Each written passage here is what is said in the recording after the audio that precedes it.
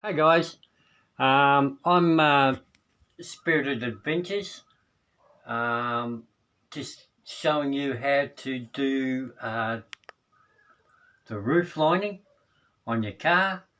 It'd be a lot cheaper to do it yourself than going to a trimmer and paying $250 to $300. I'll just explain to you how you can do it yourself, and you can go from there. Alright, I've done my roof lining on my own. I never done a roof lining before, and I think I've done a pretty good job doing it. Now, all you need to do is buy whatever colour you want to do. Mine's like a velvet. It gives you little lines and things like that. But what you could do is just buy your material on eBay. You may pay about, I don't know, I got this for $38 for 3 meters by in length and 1.5 meters width. Now all you need is to go and buy yourself some contact, spray on contact, and what you do, you clean up all the old stuff.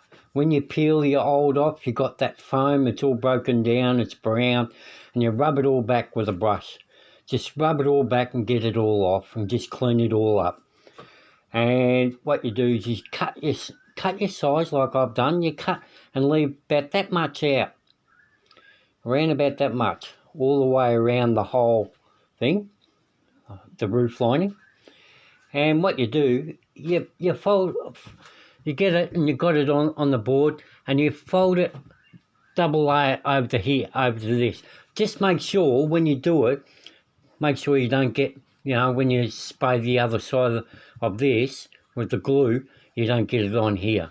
But if you do, all you do is just get some upholstery spray. It comes up like a white foam, and you just wipe it and it'll come off and it won't even leave a mark.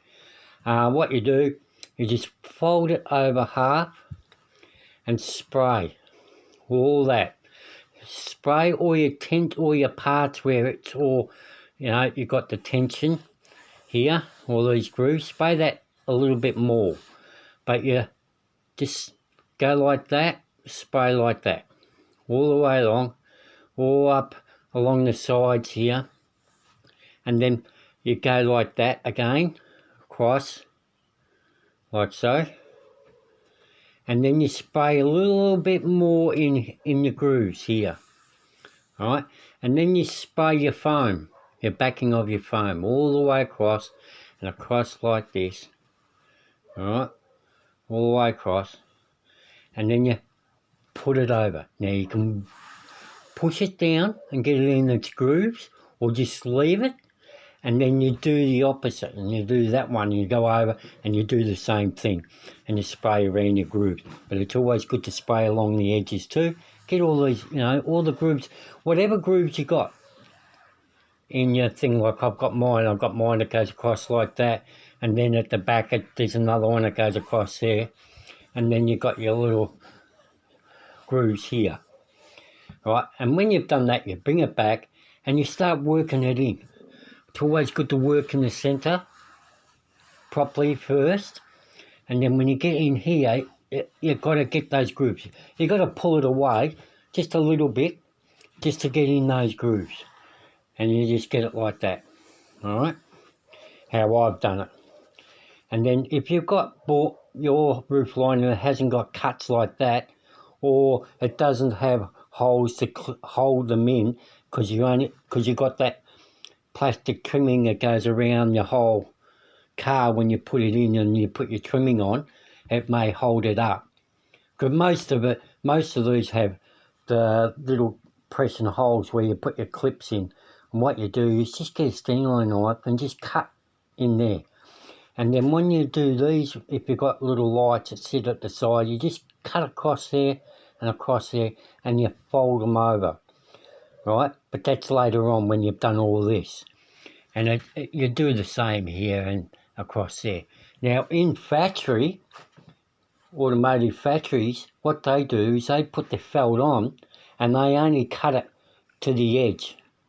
And I think that's the stupidest idea I've ever seen. But what happens, because these are stress parts, all these are stress parts here, right? And in time, this will peel away. And this is why your roof lining just droops and sags and everything else. I think they should have folded over. And that's what I've done. Because you had that much there, you just, when you've done all this, you turn it over, and that's what you do. You fold it over, just cut all the grooves where you want. You don't have to be fussy because this is going to hold up with your trimming. You know, this trim here is going to hold that against the car anyway on the roof. And all you do is just cut all your grooves out. Just make sure they're all the glue's tacked and stuck in, like here. You know, I had problem. This is the first time I've ever done this, and I had a problem. I didn't push in here enough. Why? If you have the same problem, you just peel it back. Just spray a little bit more contact in here. Let it dry, let it tacky, and spray this as well when you peel it over, and then you peel it back, and this is what happens. This is how it comes out, and it's come out pretty good. All right. Now, I was thinking about doing my door trims. I'll do one and see how it comes up, and then I will show you how it's done. But I think for being the first time, I think it'd be pretty good. Well, I've done pretty good. Why go to a trimmer and paying $250 to $300? You can do it yourself for under that, way under that, around about $100. Hey, I'm done pretty good myself. For anyone that wants to learn and do it, or you have a problem, just give us a message. Subscribe to my our Spirit of Adventures page. We do everything. Well, I've even got a project on a camper. I'll show you how that's working. We go four-wheel driving. We go do fishing, magnet fishing. We try everything. Why just have one same thing all the time? It's always good to have different things. But this has come up all pretty good. May even do my car, my 4x4. I don't know. We'll see what happens, but I'm not really fussed about the four-wheel drive. I've just done it all up and that's it. Alright, anyway guys, hope that helped you. Subscribe, click, leave comments. Thanks guys.